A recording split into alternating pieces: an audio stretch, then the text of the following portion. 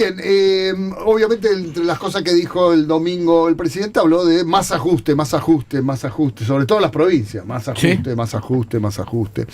Una de las provincias que tiene como un equilibrio es Santa Fe, o tiene un pequeño superávit, o sea, estaban Sí, sí, bien, sí, sí, pero sí. dicen, muchachos, si nos van a ajustar, estamos listos. Claro, porque otra de las cosas que dijo el presidente es que las provincias tienen que ajustar, y atentos con la cifra, 60.000 millones de dólares. ¿Dónde carajo ajustar? No sé, son los números que saca el presidente, que a veces, la verdad, uno no sabe de dónde saca esa cuenta. ¿Se podrá pagar en chachos? No sé, como lo tengo Pablo Olivares, que es ministro de Economía de la provincia de Santa Fe. Pablo Jorge Rial de Radio 10, buen día. Buen día, Jorge, un gusto estar con vos, con la mesa y por supuesto con toda la audiencia. Gracias. Bueno, Pablo, hay que ajustar, ¿eh?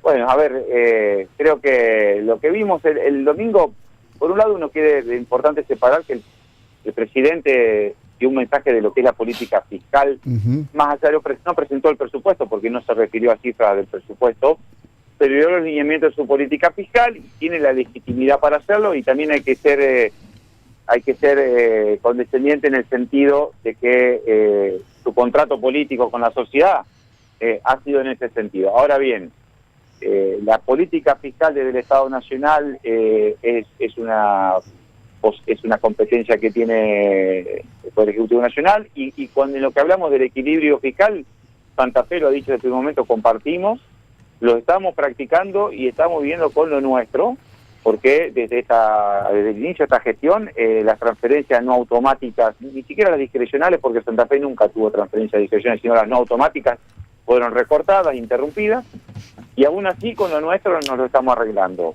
Decir que después esa política planteada del Gobierno Nacional y lo que tienen que hacer las provincias que se están arreglando con lo propio, creo que, como decimos a veces en el interior, se pasa a un pueblo, claro, porque de alguna forma existe el federalismo, la autonomía de las provincias, y en tanto y en cuanto las provincias no sean una carga para la nación en el sentido de pedirle lo que no pueden solucionarse, creemos que es incorrecto exigirle determinadas cuestiones, primero porque se saltea la autonomía que se tiene para definir hacia adentro de cada provincia todo lo que entienden correcto, y segundo porque de alguna manera se están ordenando a sí mismas y no están en una posición de que requieran ningún tipo de auxilio.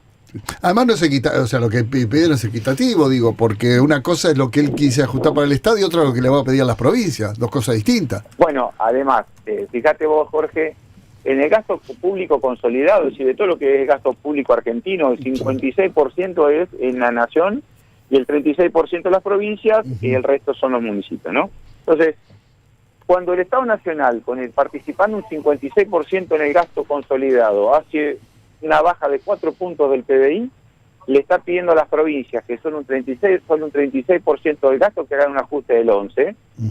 A ver, la ejemplaridad es otra cosa.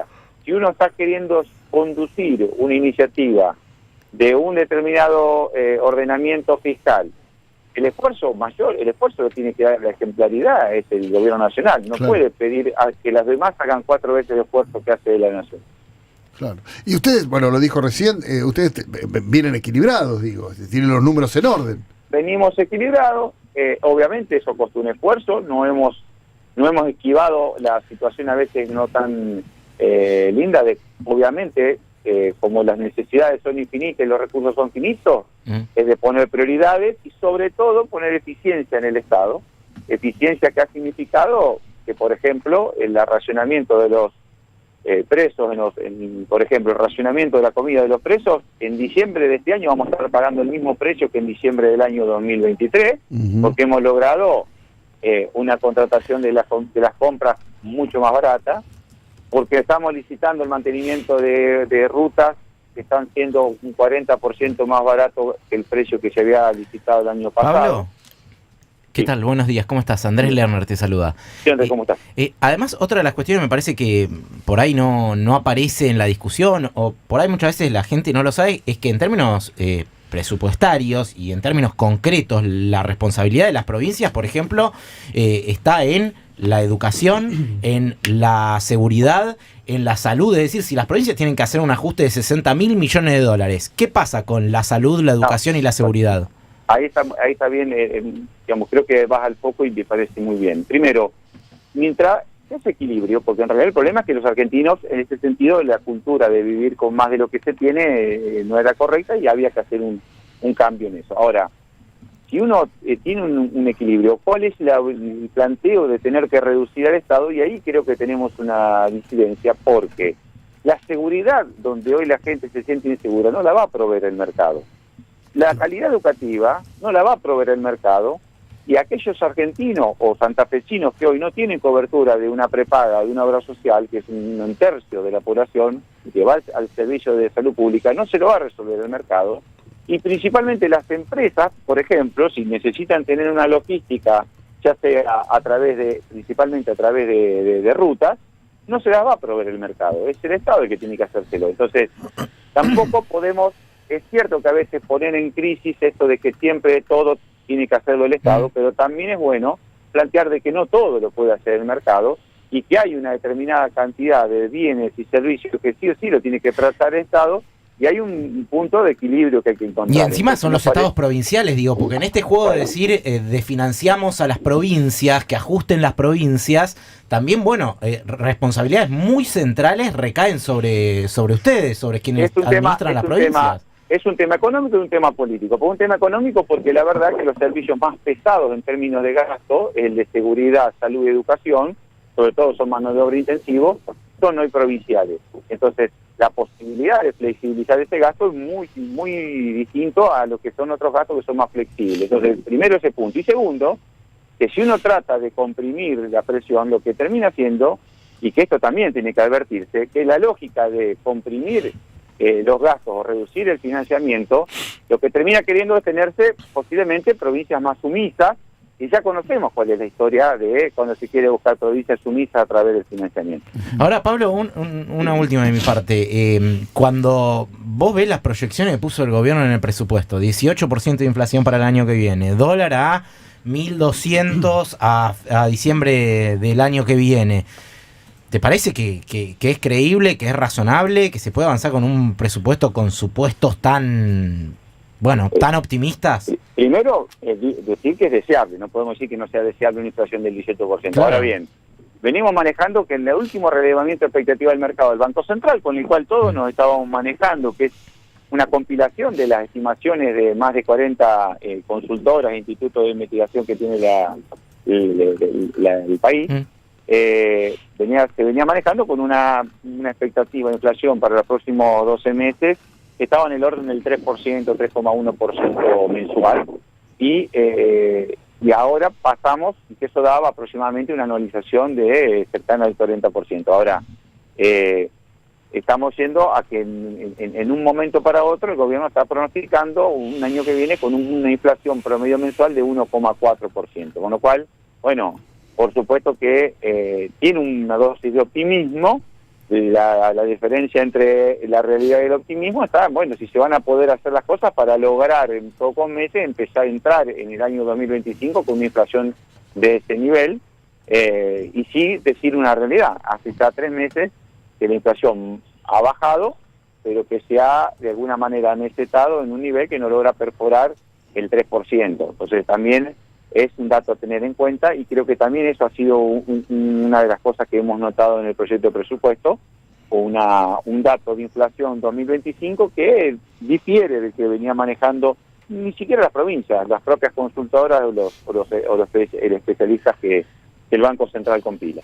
Pablo, la última pregunta por ahí más política que económica, pero bueno, tiene que ver con esto, acabas de decir, quieren la sumisión de las provincias. ¿Qué pasa cuando vos como ministro de Economía tenés que hacer los números, un quilombo, no te llega, y ves a los legisladores en cualquier provincia que después van y votan lo que propone este gobierno? ¿Cómo se sienten los ministros de Economía de las provincias cuando ven eso? Bueno, hay una realidad que a veces los legisladores nacionales, obviamente, es cuando las discusiones se plantean en términos nacionalizados, y muchas veces los intereses provinciales van por otro carril, pero creo que algo de eso está cambiando, porque, a ver, te pongo como ejemplo, no es lo mismo la ley base que planteó el gobierno al principio que la que terminó saliendo. ¿Cuál es la distancia entre una y otra?